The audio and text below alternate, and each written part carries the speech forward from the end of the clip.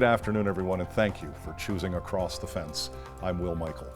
Each month on our Bird Notes program, we partner with Audubon Vermont to learn about all aspects of birds in our region and even around the world. This month, we're going to learn about education at Audubon through Audubon's Conservation Internship Program.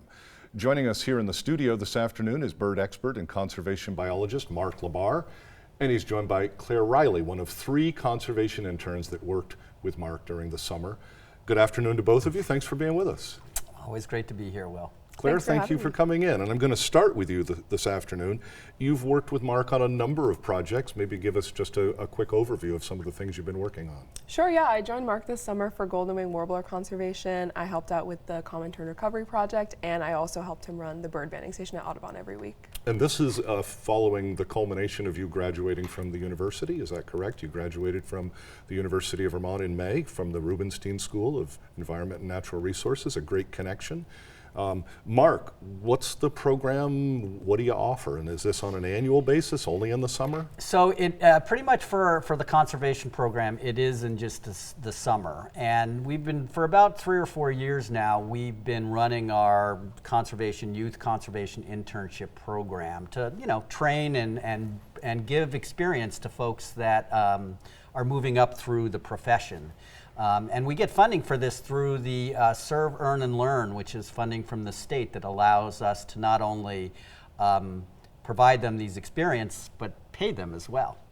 Well, again, I'm going to learn more about it through the program. Claire, is there a favorite part, something that jumped out of you for what you did this summer? Well, that's a really tough question, but I think my favorite part was probably running the banding station. It was just really incredible to get to hold these birds up close, especially birds that you hear singing really frequently but don't get the chance to interact with that closely. It was really cool. There's a learning curve for that, I imagine, both in terms of working with Mark and how to set things up, and maybe just give us a little more insight as to what's that like. Sure, yeah, there certainly was a bit of a learning curve. It's when I first started handling the birds, I was very nervous to do it, and then by the end of the summer, I felt pretty confident handling the birds. And you do have to learn a lot about, their plumage, how to tell how old they are, what sex they are. So it was. Well, we did have an example, so go ahead. We'll put the picture back up, and you can tell us a little bit more about banding. What that? There's a feel to it, correct? Yeah, certainly. So who's this guy? That is a hermit thrush. That was actually a kind of an unusual bird for us. They usually are in a little bit higher elevation than at the Audubon Center, but this is a juvenile, so kind of wandered into our net and we were able to get a band on it.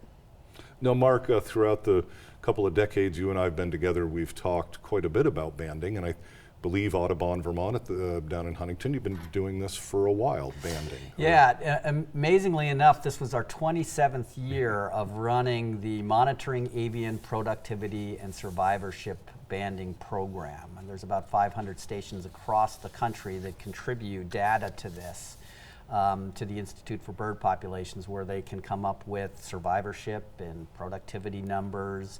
For me, I get to be out in the field and I get to help train folks to get, well, you've got your professor hat on. I do, and this is Claire and Colleen, who is a volunteer that came out, a local school teacher. And at the beginning, there's a lot of instruction, as you said, a learning curve. But by the end, Claire was banding most of the birds that we caught, and I was drinking coffee. I doubt that, Mark. Claire, what's the toughest part? I got to tell you, sometimes it looks easy. Oh, the soft, fluffy bird. I know that's not the case. What's the toughest part? The toughest part is probably extracting the birds from the net. The mist nets are set up to get the bird tangled so that we can catch them, but that means that their wings, their heads get caught, and it takes quite a skill getting them out of there. Oh, that is important. I don't want to sidetrack us too much, but in the past you've talked about licensing for certain things. Yeah, so I'm a licensed, I hold a federal permit to band birds and to run mist nets, and so that allows me to do that activity and train others on it as well. And so it's a lot to learn in a short period of time. Claire's given us some examples of that, but the touch, the way they can get tangled, there's a lot to learn. Yeah, the birds fly into the nets and they get a little tangled, and that skill of learning how to get the bird out is really important. And then over time, as you get really good at it, here's a picture of Claire working with one of our volunteers. She was doing most of the instructing. And again, that reinforces the skills that they're picking up and learning because they have to translate that to somebody else. Well, again, great information and great pictures. I have to ask, a favorite bird? Ooh, tough question. I think my favorite was probably the black and white warblers that we would catch. They're a favorite bird of mine, and I don't see them too often because they like to stay higher in the canopy, so it was really amazing to get to catch those and see them up close. When you shared the picture, similar to me, I've probably seen them, but up close like this and the way those colors really offset, I don't know, I thought it was a pretty cool thing. There's another picture that you shared that's equally as impressive. Yes, this is a cedar waxwing. They are just a really beautiful bird. You can see here they have the waxy red tips on their wings, and that was a really cool thing to see up close as well. Is there a difference in those two birds specifically? One is a little more docile and easier to work with. Are they both fairly tame? Because we're going to come up, I think, a little bit later on of somebody who's maybe not as easy to handle, or are they all difficult? It really depends. That was another thing I learned is how much personality each individual bird species have. The black and white warbler was pretty docile, but the cedar waxwing is a little more feisty, and there are certainly birds that will bite you if given the chance. And of course, chickadees are chickadees, and they are ready to escape at a moment's notice. So yeah, it takes some skill. We talked last month about the common tern, and I was actually introduced to Claire because we had one of the shots of you was wearing a hard hat. I haven't seen any hard hats in this banding piece, but again, you've already addressed it, but I just wanted to open up that a little bit more about the different species. As lay people, we see them flying in the air and landing on the trees, in our feeders, and they all look nice and cute and cuddly. And I'm sure that they are, but again, there's different levels of aggression or docility in these various species. What about, I'm just curious about that.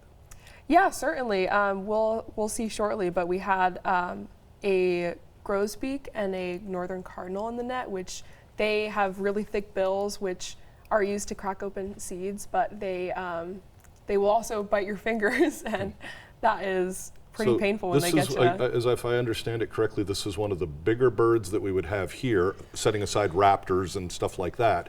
Tell us about this guy, because this was, I think, one of the bigger birds you caught? Yeah, this is the rose-breasted grosbeak, and it's a female. And as Claire said, that big bill is challenging because, you asked about birds that are easy to hold. These bigger ones will try to get your fingers and pinch you, and they can hurt for sure. Again, up close, that's a pretty impressive beak for sure. Hence the name, grosbeak. Yeah. I wasn't going to go there. I wasn't sure. Yeah. Let me bring you back to the biggest bird, because again, there's another picture that you shared to help illustrate one of the bigger birds that you brought in. Sure. Yeah. One of the biggest birds we got was a blue jay. We actually caught a juvenile, and it was a really, really striking bird to see up close, and definitely one of the biggest ones we've got. As you can see here, it really takes my whole hand to keep him restrained. And it's got its beak open there the way I usually hear them, like, We've gone back and forth, Mark and I have. Did you find, in terms of their aggressiveness, it's big, did you find it to be an aggressive bird? Yeah, he definitely was not happy that we were handling him, and he let us know. But in terms of aggression, I think we've definitely had some more aggressive birds than that blue jay. The blue jays are squawkers, and they make a lot of noise. And that hold that you see that we're holding the bird is called the bander's grip. And it's basically making a cage around the bird. So we're not squeezing the bird or anything like that. We're just getting it in a position where we can put the bands on their legs. And they can still move freely enough to either make a lot of noise or bite your fingers. It's sounding like they're not just, that blue jays in particular aren't loud and boisterous when they're flying around. We hear them all the time. It's one of the few birds that I can identify because of their squawking. Yeah. It sounds like this is something they do all the time. Yeah, and especially this time of year as breeding is shifting and they're beginning to move and flock around and move in family groups, you'll start to hear blue jays much more regularly. In the summer, sometimes they get a little quiet during breeding, but this time of year they start picking up. I'm going to come back to Claire. We're going to shift from the color blue to the color red, because you had a little red bird that is very common that I know I love to see throughout the year, particularly in the winter. There's a little trick to this next picture with the cardinal. Yes, so as I mentioned, the cardinals are rather aggressive with their beak, so a trick we have is to give them a stick to distract them from your fingers, which worked here in this instance, but when I was extracting it from the net, it was totally disinterested in the stick and just wanted to go for my fingers. Well, I think it's a wonderful picture, something we don't normally see. Mark, you have other interns. We saw pictures again from some of your research working with some other young people. Tell us a little bit about that in the minute we have left. Yeah, so we were really fortunate. We had Gus Lund, who came back. He's banded with me for about 2 or 3 years. Another UVM student who just volunteered at the station to get his, to help us out. So it's always great to have interns come back in, old conservation interns. And we were joined also by Maddie Corkum, who was an educator for us. She's holding a catbird here and worked pretty closely with Claire as far as learning how to handle birds. And so always great to have these folks that have worked at Audubon over the years return and join us at the banding station. Well, it's great that you brought Claire in to share her summer experience. A very interesting experience, it sounds like, and certainly quite a lot of learning took place. Thank you very much, both of you, for coming in. You're welcome. We do want to note before we go, if you have a bird-related question, you can pass it along to Mark. We put the address on your screen, or probably easier, drop Mark an email, send him your picture, and he'll do the very best he can to get some answers to your questions for an upcoming edition of Bird Notes. That is our program for today. We know you have choices, so thanks for choosing us. I'm Will Michael, inviting you to join us back here each weekday afternoon for another visit across the fence.